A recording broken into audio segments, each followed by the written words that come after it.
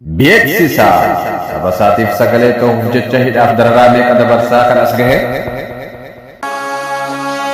Baruudhaan soofraa goota nyaara muraa Kamuudee dinnaara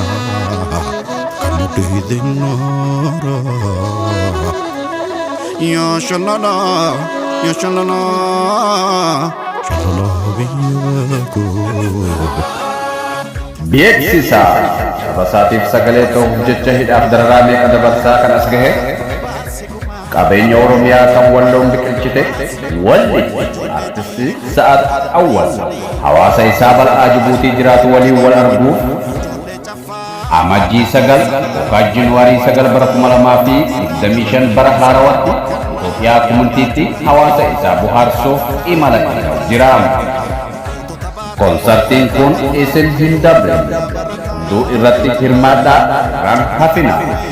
Aartiin qabeenya biyyaati. Artistiin kan hawaasni keessatti ittiin of daawwatu.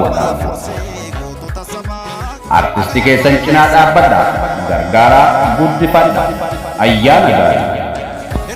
Irrim goonee kalla galmi geesse Irrim goonee kalla kinoo lukni dheesse Irrim goonee kalla qaalluun konkolchatti Irrim goonee kalla baaboon taseerratti Irrim goonee kalla ijuu marsaarratti Irrim goonee kalla raayya qoobboorratti Irrim goonee kalla himanoof iluutti Irrim goonee kalla boorana jamaatti Irrim goonee kalla